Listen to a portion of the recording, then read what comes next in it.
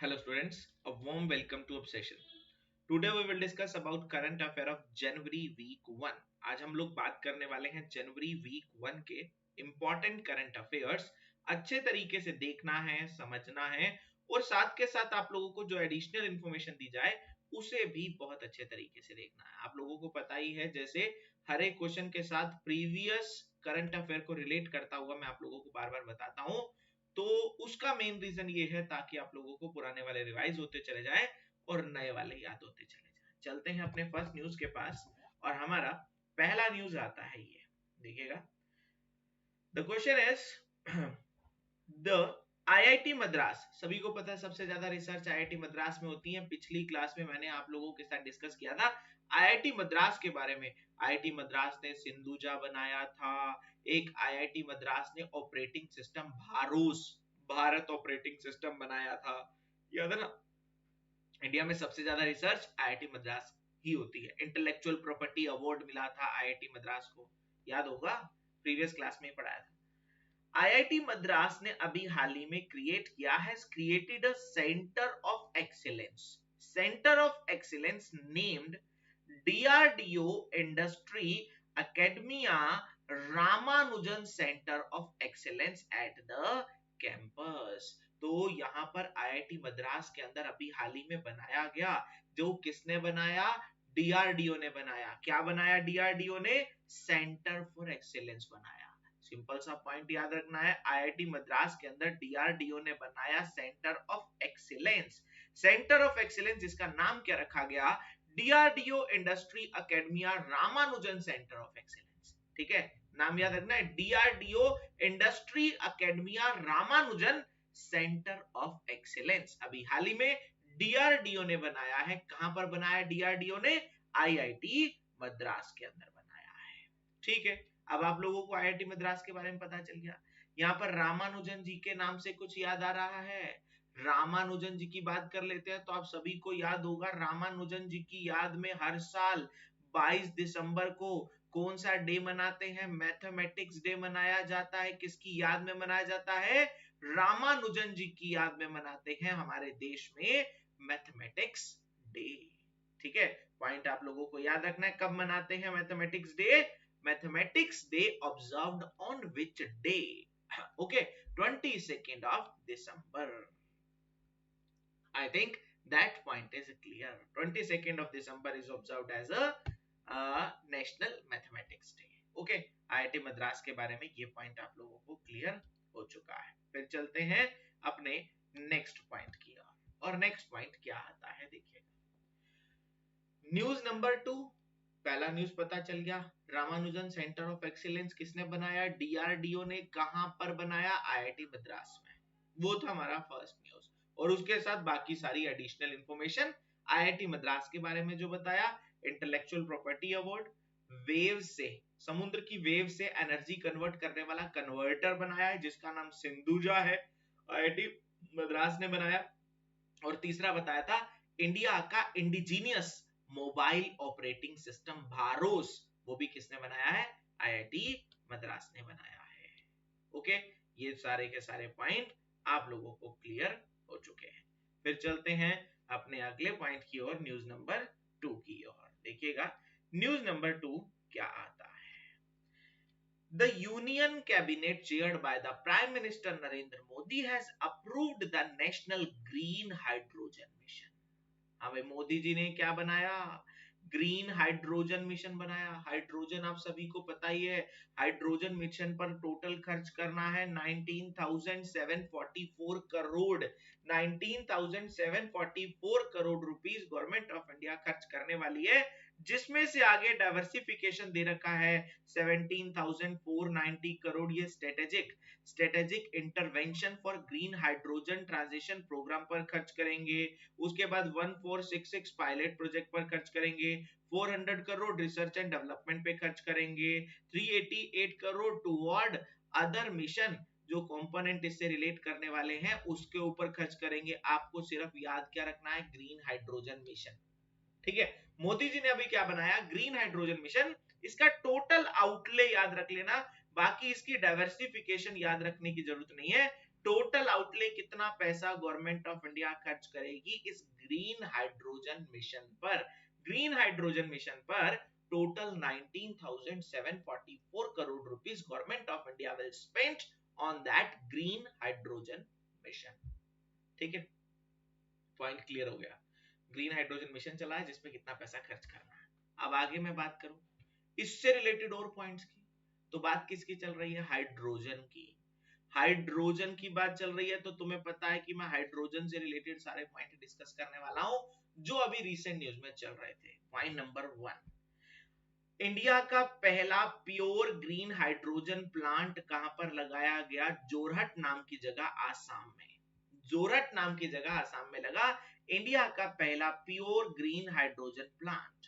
ठीक है, point number 2, India India's first green hydrogen fuelling station. India का पहला ग्रीन हाइड्रोजन फ्यूलिंग स्टेशन अगले साल, मतलब ये तो था 2022 का न्यूज, तो मतलब इस साल 2023 में 2023 में मई तक लग जाएगा। 2023 से मई तक इंस्टॉल हो जाएगा इंडिया का पहला पहला ग्रीन हाइड्रोजन फ्यूलिंग स्टेशन। कहां पर? लेह लद्दाख के अंदर। ठीक है, पॉइंट नंबर 3, चाइना दूसरा ऐसा कंट्री बना है जिसने हाइड्रोजन से चलने वाली ट्रेन बनाई है, और पहला देश तो आप लोगों को पता ही है, पहला देश है sir Germany.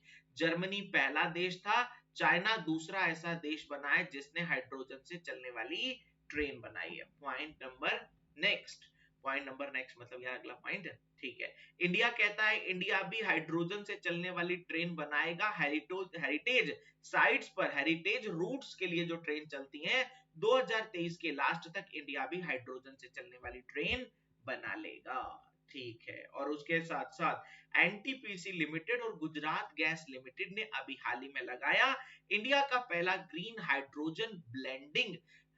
Hydrogen blending project लगाया गया है। कहां पर लगाया गया? गुजरात के अंदर। तो गुजरात के अंदर लगा है इंडिया का पहला पहला green hydrogen blending project. Point number 1। Point number 2, hydrogen से चलने वाली ट्रेन इंडिया 2023 के एंड तक बना लेगा। पॉइंट नंबर 3, हाइड्रोजन से चलने वाली पहली ट्रेन जर्मनी ने, दूसरी ट्रेन चाइना ने बनाई है। Point number 4, hydrogen fuelling station इस साल मई तक लेह के अंदर लगेगा इंडिया का पहला hydrogen fuelling station. Point number 5, hydrogen का इंडिया का पहला pure green hydrogen plant Jorhat Assam में लगा है। पॉइंट नंबर 6, पॉइंट नंबर 6 है ग्रीन हाइड्रोजन मिशन। टोटल कितना पैसा खर्च करना है? 19,744 crore rupees government of India will spend.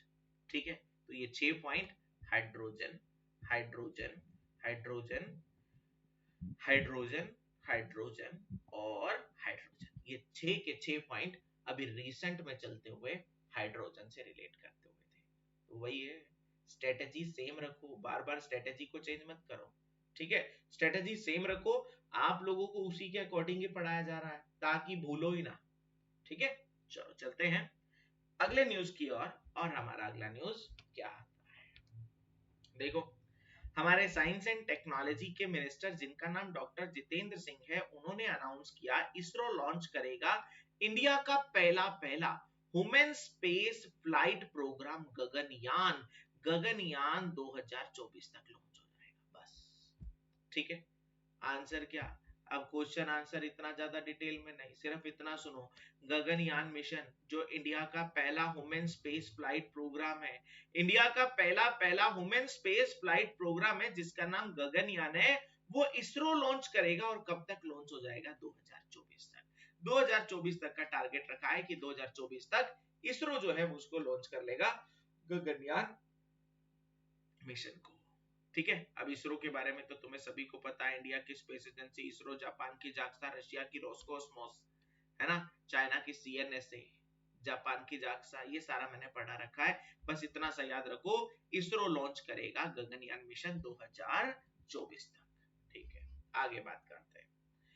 अगला पॉइंट मोदी जी पर आता है। मोदी जी ने वर्चुअल इनोग्रेट किया 108th Indian science congress. Indian science congress हुई नागपुर यूनिवर्सिटी में। Indian science congress, Indian science Congress, Congress मतलब कोई सम्मेलन, समिट। ठीक है, इंडियन साइंस कांग्रेस अभी हाल ही में कहां पर हुई है? वो हुई है नागपुर महाराष्ट्र के अंदर।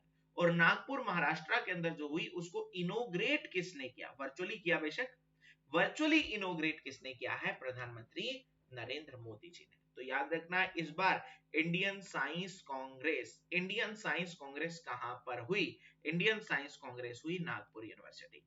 इंडियन साइंस कांग्रेस कहां पर हुई? नागपुर यूनिवर्सिटी, जिसका theme science and technology for sustainable development with women empowerment. Science and technology for sustainable development with women empowerment इस बार इसका थीम रखा गया था। किसका? इंडियन साइंस कांग्रेस का। कहां पर हुई?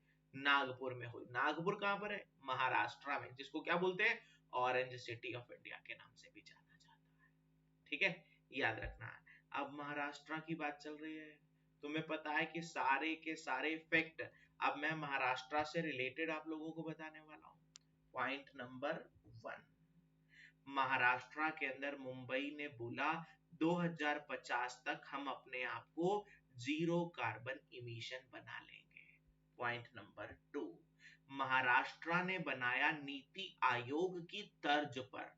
नीति आयोग सेंट्रल लेवल पर है, इन्होंने बोला हम नीति आयोग की तर्ज पर बनाते हैं मित्रा आयोग, MITRA। मित्रा की फुल फॉर्म क्या है? मित्रा की फुल फॉर्म है Maharashtra institution for transformation. Maharashtra institution for transformation. Maharashtra institution for transformation किसने बनाया? महाराष्ट्र ने बनाया नीति आयोग की तर्ज पर। नेक्स्ट पॉइंट, महाराष्ट्र बना, Maharashtra has become the first state, पहला ऐसा स्टेट बना जिन्होंने अभी हाल ही में दिव्यांगों के लिए अलग से क्या बनाया? डिपार्टमेंट। दिव्यांगों के वेलफेयर के लिए अलग से डिपार्टमेंट बनाने वाला इंडिया का पहला स्टेट कौन सा बना है? वो बना है महाराष्ट्र। ठीक है, world spice Congress, world spice Congress कहां पर होनी है? फरवरी में महाराष्ट्र के अंदर होनी है। ठीक है, उसके साथ साथ इंडिया का पहला design centric jewellery park, India का पहला डिजाइन सेंट्रिक ज्वेलरी पार्क, ये कहां पर बनाया गया है? वो भी बना है कहां पर? महाराष्ट्र के अंदर ही बना है। ये सारे महाराष्ट्र के बारे में पॉइंट थे, 1 2 3 4 5, और ये था हमारा छठा पॉइंट। तो 6 पॉइंट महाराष्ट्र के बारे में सुनिएगा। पॉइंट नंबर 1 ध्यान से देखना है, हर एक पॉइंट की इंपॉर्टेंस है। ठीक है, हर एक पॉइंट इंपॉर्टेंट है। पॉइंट नंबर 1 आता है कि महाराष्ट्र के अंदर नागपुर यूनिवर्सिटी में हुई Indian science congress. Indian science Congress Maharashtra के अंदर किसमें हुई? नागपुर यूनिवर्सिटी में, जिसका theme science and technology for sustainable development with women empowerment रखा गया। ये तो था जनवरी के फर्स्ट वीक का न्यूज। इसके साथ additional information point number 1, Maharashtra के अंदर मुंबई अपने आप को 2050 तक जीरो कार्बन इमिशन प्लेस बना देगा। ठीक है, नीति आयोग की तर्ज पर इन्होंने बनाया मित्रा आयोग, मित्रा की full form Maharashtra institution for transformation. ठीक है, पॉइंट नंबर 3 या 4 या जो भी है, काउंटिंग इधर उधर हो सकती है लेकिन पॉइंट इधर उधर नहीं होंगे। ठीक है, महाराष्ट्र इंडिया का पहला स्टेट बना जिन्होंने दिव्यांगों के लिए अलग से डिपार्टमेंट बनाया। दिव्यांगों के लिए अलग से डिपार्टमेंट बनाने वाला इंडिया का पहला स्टेट महाराष्ट्र बना है। ठीक है, वर्ल्ड स्पाइस कांग्रेस फरवरी में होनी है महाराष्ट्र के मुंबई में। उसके साथ साथ पहला design centric jewellery show, park नहीं है, डिजाइन सेंट्रिक ज्वेलरी शो, वैसे ज्वेलरी पार्क यहाँ पर याद रही रखना है, ज्वेलरी शो याद रखना है। ज्वेलरी शो कहां पर बनाया गया? ये डिजाइन सेंट्रिक ज्वेलरी शो ये लगाया गया महाराष्ट्र के अंदर। ठीक है, और उसके साथ साथ ये सारे पॉइंट हो गए महाराष्ट्र के बारे में। ठीक है, महाराष्ट्र के बारे में ये सारे पॉइंट याद होते हैं, दो बार रिवाइज भी करवाती है। आगे अगले क्वेश्चन पर चलते हैं। हमारा अगला न्यूज क्या आता है? अगला न्यूज रिलेट करता है इलेक्शन कमीशन से। ठीक है, याद रखना।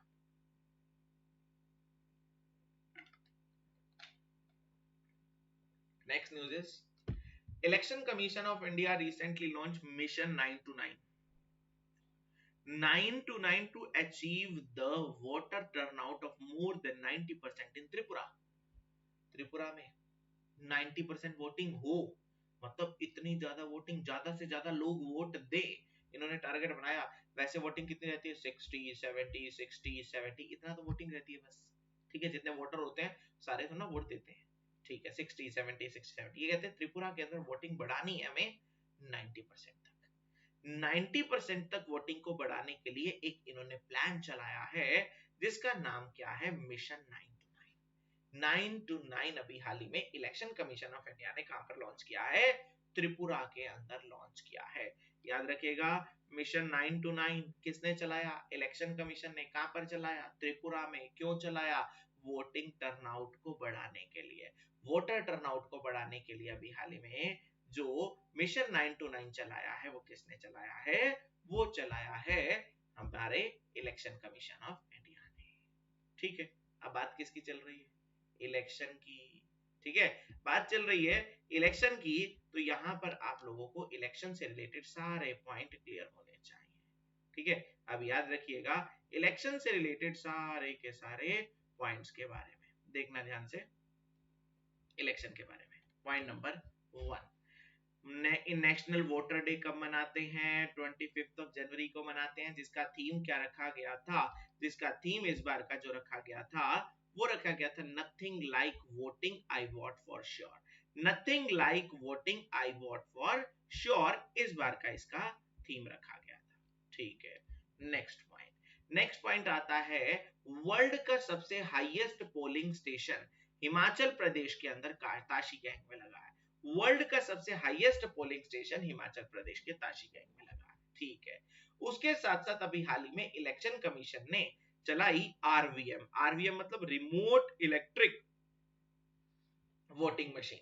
रिमोट इलेक्ट्रिक वोटिंग मशीन, जो माइग्रेंट्स होते हैं ना, एक प्लेस से दूसरी प्लेस पर चले जाते हैं, वो वोट नहीं दे सकते हैं, वो वहां पर वोट दे पाए, जिस कारण से रिमोट इलेक्ट्रिक वोटिंग मशीन किसने चलाई है, इलेक्शन कमीशन ऑफ इंडिया ने अभी हाल ही में लॉन्च की है। ठीक है, इलेक्शन कमिश्नर कौन बने हैं अभी हाल ही में, अरुण गोयल। कौन बने, Arun Goyal. Election commission, chief election commission नहीं। वो पॉइंट याद है ना, यह जो हमारा इलेक्शन कमीशन होता है इसमें सबसे ऊपर की पोस्ट होती है चीफ इलेक्शन कमीशन, और इस चीफ इलेक्शन कमीशन के नीचे दो होते हैं इलेक्शन कमिश्नर। वो सबसे ऊपर कौन होते हैं, चीफ इलेक्शन कमिश्नर, और दो नीचे कौन होते हैं, इलेक्शन कमिश्नर। आज की डेट में पढ़ा रखा है ये भी मैंने, आज की डेट में इलेक्शन कमिश्नर कौन है, एक इलेक्शन कमिश्नर तो ये बने हैं जिनका नाम है अरुण गोयल। क्या नाम है, अरुण गोयल। ठीक है, दूसरे इलेक्शन कमिश्नर की अगर मैं बात कर लेता हूं तो उनका नाम क्या है, अनूप चंद्रा। क्या नाम है, अनूप चंद्रा। और अगर मैं बात कर लेता हूं चीफ इलेक्शन कमिश्नर की, तो इंडिया के चीफ इलेक्शन कमिश्नर कौन है, राजीव कुमार। तो याद रखना है ये सारे पॉइंट, इंडिया के chief election commissioner Rajiv Kumar, election commissioner Anup Chandra and Arun Goyal. Arun Goyal अभी अभी बने थे। ठीक है, उसके साथ साथ इलेक्शन कमीशन ने अभी हाल ही में डिलिमिटेशन कमीशन शुरू किया था आसाम में। ये क्या होता है डिलिमिटेशन कमीशन, जो कहते हैं ना सीटें, जो जैसे राज्यसभा लोकसभा की विधानसभा की सीटें हैं, राज्यसभा में इतनी सीटें होंगी स्टेट से, लोकसभा में इतनी सीटें होंगी स्टेट से। ठीक है, तो वो कौन डिसाइड करता है, वो करता है डिलिमिटेशन कमीशन। डिलिमिटेशन कमीशन बिठाया जाता है इलेक्शन कमीशन के अंडर, और वो बताता है कि कौन से राज्य में कितनी कितनी राज्यसभा की सीटें हो, कितनी लोकसभा की सीटें हो, कितनी विधानसभा की सीटें हो। ठीक है, अभी इलेक्शन कमिश्नर ने शुरू किया है आसाम में डिलिमिटेशन कमीशन शुरू किया है। ठीक है, मतलब वहां पर सीटों का आवंटन किया जाएगा। साथ साथ इलेक्शन कमीशन ने अभी हाल ही में अपॉइंट किया है मैथिली ठाकुर। मैथिली ठाकुर तो पता ही होगा, मैथिली ठाकुर को बिहार की इलेक्शन आइकन, बिहार की इलेक्शन आइकन बनी है मैथिली ठाकुर। तो याद रखिएगा ये सारे पॉइंट 1 2 3 4 5 6 और ये 7, ये सारे के सारे रिलेट कर रहे हैं किससे, इलेक्शन से। देखो point number 1, mission 9 to 9 election commission ने चलाया कहां पर, त्रिपुरा में, टर्न आउट रेशो को 90% तक पहुंचाने के लिए। नेशनल वोटर डे 25 जनवरी को मनाया जाता है, nothing like voting I vote for sure इसका थीम रखा गया है। ठीक है, हिमाचल प्रदेश के ताशी गैंग में इंडिया का सबसे हाईएस्ट पोलिंग स्टेशन बना था। ठीक है, अभी हमारे देश के इलेक्शन कमीशन ने रिमोट आरवीएम शुरू की है, रिमोट इलेक्ट्रिक वोटिंग मशीन, ताकि जो माइग्रेंट्स हैं वो भी वोट आसानी से दे सके। ठीक है, फिर हमारे देश के अभी इलेक्शन कमिश्नर अरुण गोयल बने हैं। Chief election commissioner Rajiv Kumar है, जिनके नीचे 2 इलेक्शन कमिश्नर हैं, अनूप चंद्रा और अरुण गोयल। ठीक है, फिर उसके साथ साथ डिलिमिटेशन कमीशन अभी हाल ही में आसाम में बिठाया गया है, वहां पर सीटों को जो है चेंज करने के लिए कि वहां पर सीटें कितनी होंगी, ये डिलिमिटेशन कमीशन देखता है।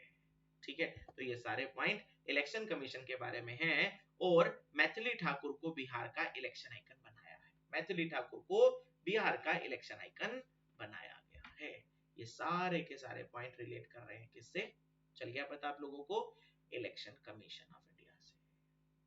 ठीक है, वही है यार, देखो अभी तक मैंने जितने भी पॉइंट पढ़ाए उसमें बार बार चीजों को रिलेट करवा रहा हूं, तो चीजें रिलेट करोगे तब जाकर समझ पाओगे। ठीक है, चलो चलते हैं अपने अगले पॉइंट की ओर।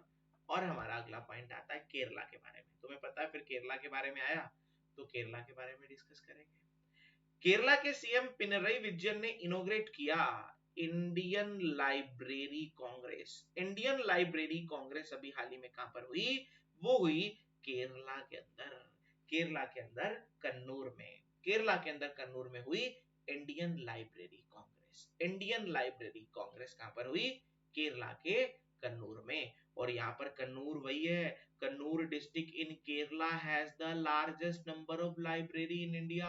वो कहते हैं कि इंडिया में सबसे ज्यादा लाइब्रेरी कहां पर है, कन्नूर में। कन्नूर में सबसे ज्यादा लाइब्रेरी है, तो याद रखिएगा Kannur district in Kerala has maximum libraries, has the largest number of libraries in India. ठीक है, कन्नूर में सबसे ज्यादा लाइब्रेरी है, जिस कारण से इंडियन लाइब्रेरी कांग्रेस कहां पर हुई, कन्नूर केरला में। केरला की बात चल रही है तो याद रखो, केरला के अंदर जो कन्नूर है, कन्नूर को पता है किस नाम से जानते हैं, द लैंड ऑफ लाइब्रेरीज के नाम से जानते हैं। ठीक है, साथ साथ केरला के अंदर जो धर्मादम है, धर्मादम इंडिया का पहला ऐसा, धर्मादम इंडिया का पहला कंप्लीट लाइब्रेरी कॉन्स्टिट्यूएंसी बना है, इंडिया का पहला, इंडिया का पहला कंप्लीट लाइब्रेरी कॉन्स्टिट्यूएंसी कौन सा बना है, धर्मादम। ठीक है, उसके साथ साथ केरला के सीएम पिनरई विजयन जी ने इनोग्रेट किया palm leaf manuscript museum. Palm leaf manuscript museum बना है, वो इंडिया का पहला पाम लीफ मैन्युस्क्रिप्ट म्यूजियम है, कहां पर लगाया गया है, तिरुवनंतपुरम केरला में लगा है। उसके साथ साथ यहाँ पर केरला के बारे में ये सारे पॉइंट आप लोगों को क्लियर होते हैं। ठीक है, ये सारे केरला के पॉइंट थे जो आप लोगों को क्लियर हो चुके हैं। फिर हम आगे बात कर लेते हैं अगले पॉइंट पर। ठीक है, यहाँ पर ये देख लीजिएगा केरला के बारे में, ये दोबारा पॉइंट मैं आप लोगों के साथ डिस्कस कर लेता हूँ। पॉइंट नंबर 1 केरला से रिलेट करता हुआ, एक सेकेंड। हाँ, पहला पॉइंट, इंडियन लाइब्रेरी कांग्रेस कहां पर हुई है, पता चल गया आप लोगों को। इंडियन लाइब्रेरी कांग्रेस अभी हुई है केरला के अंदर कन्नूर में। कन्नूर को किस नाम से जानते हैं, लैंड ऑफ लाइब्रेरी के नाम से जानते हैं। ठीक है, केरला के अंदर जो धर्मादम है, धर्मादम वो कंप्लीट लाइब्रेरी कॉन्स्टिट्यूएंसी बना है, कंप्लीट लाइब्रेरी कॉन्स्टिट्यूएंसी बना है, इंडिया की पहली। और केरला की बात चल रही है, केरला के अंदर बना इंडिया का पहला palm leaf manuscript museum, palm leaf manuscript museum. ठीक है, तो ये सारे पॉइंट, पाम लीफ समझते हैं ना, पाम, पाम ट्री, कुछ याद आ रहा है, पाम ट्री आरबीआई का लोगो है, आरबीआई का लोगो आपने देखा होगा, टाइगर और ऊपर है पाम ट्री। आपको एक स्पेशल टॉपिक बना के दिया हुआ है आरबीआई के बारे में, उसमें आप लोगों ने पढ़ा होगा। ठीक है, tiger and palm tree RBI का लोगो है, वही पाम लीफ मैन्युस्क्रिप्ट म्यूजियम अभी कहां पर बना है, वो बना है केरला के अंदर। ठीक है, तो ये पॉइंट आप लोगों को केरला के बारे में याद रखना है।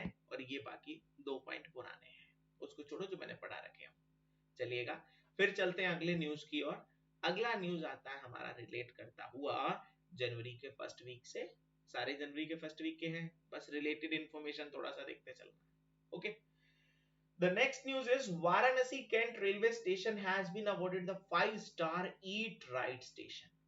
हाँ भाई, जो आप लोगों ने सुना है जिसने मैगी पर बैन लगाया था, FSSAI, food safety and standard authority of India, ये ना रेटिंग देता है 5 स्टार, 4 स्टार, फूड की क्वालिटी को देखते हुए। तो फूड की क्वालिटी को देखते हुए वाराणसी कैंट का जो रेलवे स्टेशन है, वो इंडिया में उसको 5 स्टार मिले हैं ईट राइट स्टेशन की कैटेगरी में। ईट राइट स्टेशन की कैटेगरी में 5 स्टार अभी हाल ही में किसे मिले हैं? तो याद रखिएगा ये 5 स्टार अभी हाल ही में दिए गए हैं वो किसे? वाराणसी कैंट रेलवे स्टेशन को। वाराणसी वही है ना, वाराणसी के बारे में पता है? वाराणसी के बारे में क्या पता है? इंडिया में एससीओ की कल्चरल कैपिटल वाराणसी है ना? इंडिया में एससीओ की कल्चरल कैपिटल कौन सी है? वाराणसी है। वही वाराणसी को अभी हाल ही में 5 स्टार मिले हैं food safety and standard authority of India से। थोड़े दिन पहले पढ़ा था भोपाल को 4 स्टार मिले थे। भोपाल का जो रेलवे स्टेशन है ना वो भी ईट राइट की कैटेगरी में 4 स्टार मिले थे। और साथ के साथ ना ये जो अगर मैं बात कर लेता हूँ, याद होगा यूपी की जेल है बुलंदशहर की, यूपी की जेल है बुलंदशहर की, इसको भी 5 स्टार मिले हैं। वहां पर जो कैदियों को खाना सर्व किया जाता है एक बेस्ट क्वालिटी का खाना है। यूपी की जेल है बुलंदशहर, बुलंदशहर की जेल को भी ईट राइट के अंदर क्या मिले हैं? 5 स्टार। 5 स्टार मिले हैं एक तो यूपी की बुलंदशहर को, दूसरे मिले हैं वाराणसी कैंट को, और एक 4 स्टार मिला है भोपाल के रेलवे स्टेशन। तो याद रखो 4 स्टार भोपाल वाला, 5 स्टार वाराणसी रेलवे स्टेशन को, और यूपी के अंदर बुलंदशहर के जेल को 5 स्टार मिले हैं। किसने दिए? FSSAI food safety and standard authority of India ने। ठीक है, पॉइंट क्लियर हो गए? सारे के सारे पॉइंट को देखते चलना है। ओके चलो, नेक्स्ट पॉइंट आता है हमारे कॉमर्स मिनिस्टर पीयूष गोयल जी ने अप्रूव किया 28.11 crore to provide immediate relief to over 28,000 FCV tobacco farmer affected by the cyclone Mendeos। Cyclone Mandous आया था अभी आंध्र प्रदेश में, साइक्लोन मेंडियोस आया था आंध्र प्रदेश में अभी हाल ही में। आंध्र प्रदेश के अंदर जो साइक्लोन मेंडियोस आया था उसमें फार्मर जो टबैको फार्मर अफेक्ट हुए थे उससे, उसके लिए अभी हाल ही में कितना राहत सामग्री दी है हमारी गवर्नमेंट ऑफ इंडिया ने? अप्रूव किया है 28.11 करोड़ रुपीस। आपको मेनली ये भी याद रखना है साइक्लोन मेंडियोस, साइक्लोन मेंड्यूस, साइक्लोन मेंड्यूस अभी हाल ही में कहां पर आया था? आंध्र प्रदेश के अंदर आया था। और भी जगह को टच किया था लेकिन उसको छोड़ो, मेन था आंध्र प्रदेश। आंध्र प्रदेश में इसका बहुत ज्यादा नुकसान हुआ जिस कारण से अभी गवर्नमेंट ऑफ इंडिया ने अप्रूव किया 28.11 करोड़। ठीक है, नाम याद रखना है साइक्लोन मेंड्यूस, साइक्लोन मेंड्यूस। और अभी एक और साइक्लोन न्यूज में चल रहा था, ये कौन सा? Bomb cyclone. ये कहां पर? यूएस और कनाडा में आया है। बॉम्ब साइक्लोन यूएस और कनाडा, और साइक्लोन मेंड्यूस आंध्र प्रदेश। ठीक है, दोनों याद रखने हैं। चलते हैं अगले पॉइंट की ओर। अगला पॉइंट आता है क्रोएशिया। क्रोएशिया आप लोगों ने नाम सुना ही है। क्रोएशिया अभी हाल ही में यंगेस्ट मेंबर जो है वो यूरोपियन यूनियन का जो है उसने यूरो जोन को ज्वाइन कर लिया है। पहले ना यहाँ पर क्रोएशिया की करेंसी होती थी कूना, KUNA कूना। अब उन्होंने किसको अडॉप्ट कर लिया? यूरो जोन को। तो मतलब यूरो अडॉप्ट होते हैं वहां पे। ठीक है, मतलब अभी क्वेश्चन आ जाए अभी हाल ही में कौन से देश ने अभी यूरो जोन को ज्वाइन किया है जिसने अपनी करेंसी को कूना से क्या बना लिया है? यूरो बना लिया है। पहले कूना होती थी, यूरो बना लिया। उस देश का नाम याद रखना है क्रोएशिया। क्रोएशिया की करेंसी कूना से यूरो हो गई है। क्रोएशिया की करेंसी कूनो से कूना से यूरो हो चुकी है। ठीक है, पहले इसकी करेंसी क्या होती थी? कूना, और कूना से इन्होंने क्या अडॉप्ट कर लिया? यूरो। ठीक है, क्योंकि यूरोपियन यूनियन का अभी यंगेस्ट मेंबर बना। ठीक है, आगे बात कर लेते हैं। आगे बात करते हैं यूनाइटेड नेशन सिक्योरिटी काउंसिल के बारे में। मैंने आपको पहले भी बताया हुआ, वैसे यूनाइटेड नेशन सिक्योरिटी काउंसिल है ना, इसके अंदर ना 15 मेंबर होते हैं। 15 मेंबर होते हैं जिसमें से ना 5 परमानेंट होते हैं और 10 जो होते हैं वो नॉन परमानेंट होते हैं। 10 होते हैं ये नॉन परमानेंट, और 10 में से 5 2-2 साल के बाद चेंज होते चले जाते हैं।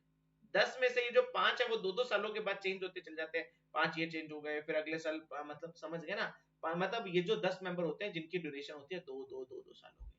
ठीक है, इंडिया इसका मेंबर हुआ करता था, लेकिन अब यहाँ पर Ecuador, Japan, Malta, Mozambique and Switzerland have recently begin the 2-year term.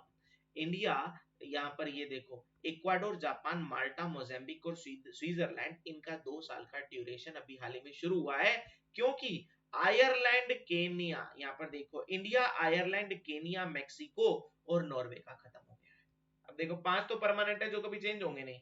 ठीक है, 5 परमानेंट आप बोलोगे कौन कौन से हैं? यहाँ पर नाम लिखा है चाइना, फ्रांस, रशिया, यूके और US. China, France, Russia, UK और यूएस ये तो परमानेंट है, और बाकी जो नॉन परमानेंट है, नॉन परमानेंट 2-2 साल के लिए होते हैं। अभी हाल ही में 5 चेंज हुए हैं।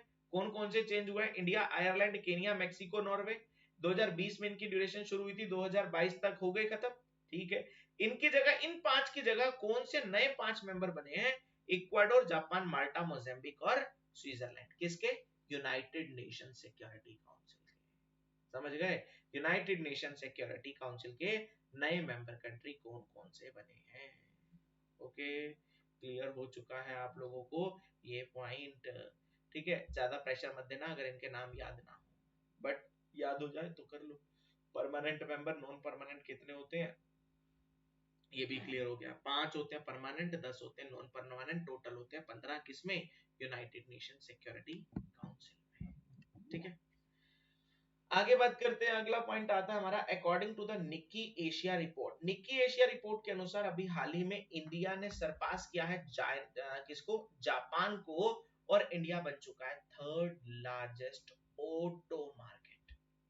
पहले नंबर पर चाइना है, दूसरे नंबर पर यूएसए है, तीसरे नंबर पर आ चुका है इंडिया।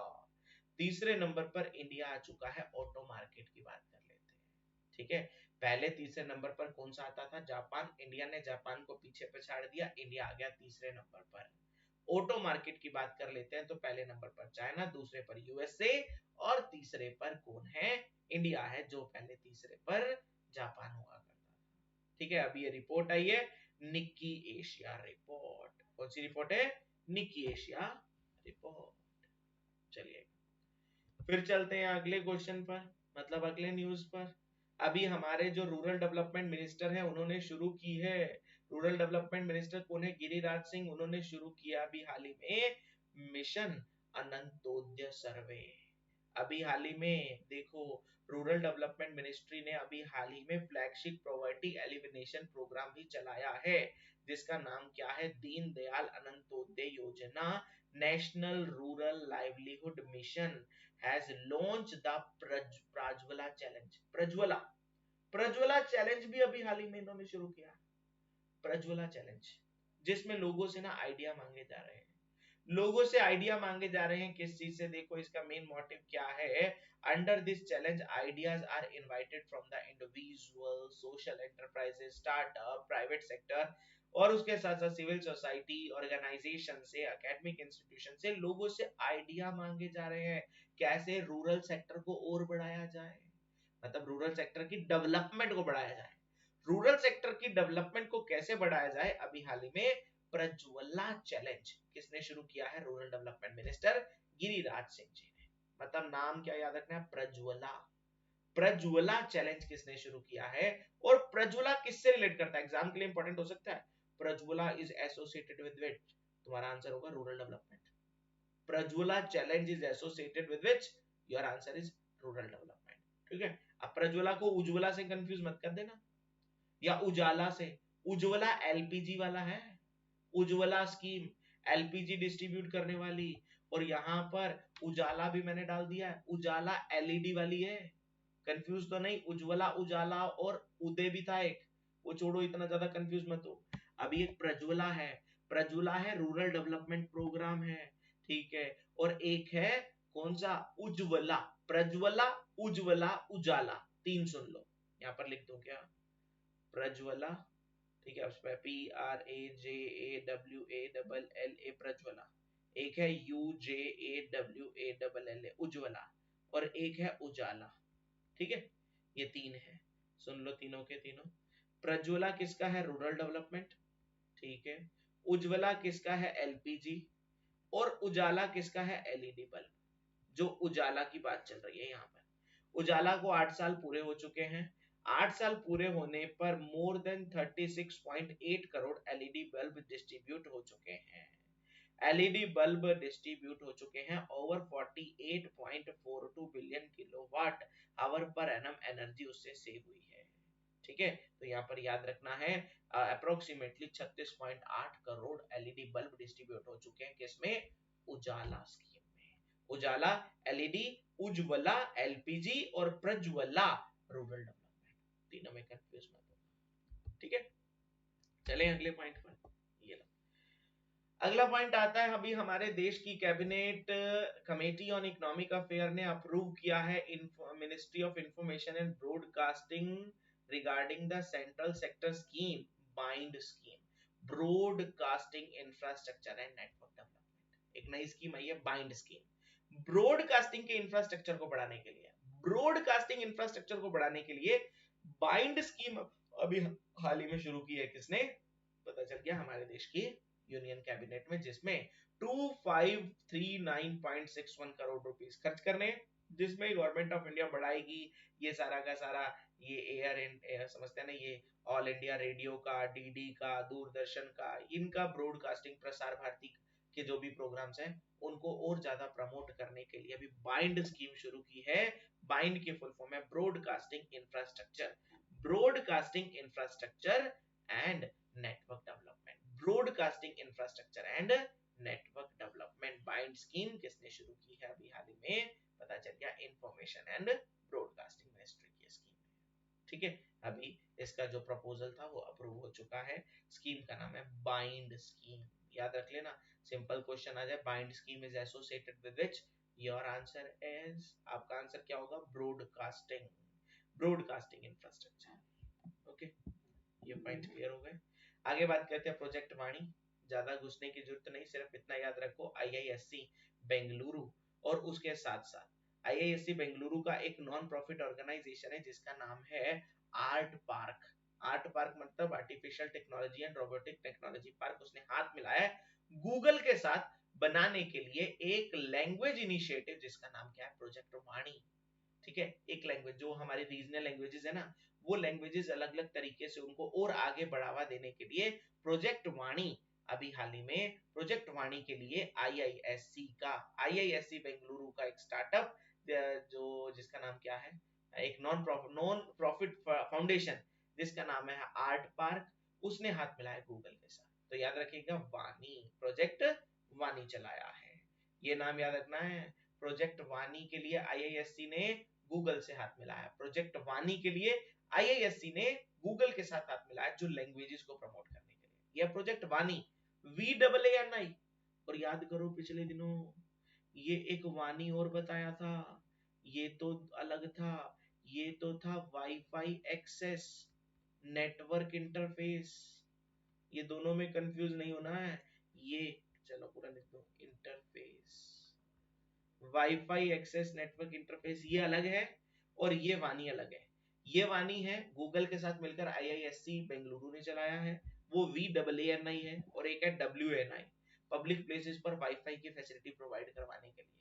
वाणी, wifi access network interface, wifi access network interface, ये दोनों वाणी अलग अलग है, तभी मैंने ये भी स्लाइड ऐड कर दी है ताकि वो वाणी और उस वाणी में कंफ्यूज ना हो जाए। ठीक है, चलो पता चल गया ना, वाणी में कंफ्यूज तो नहीं। Wifi access network interface wifi वाला है, और ये वाणी है लैंग्वेजेस वाला, गूगल के साथ मिलकर चलाया है आईएससी में।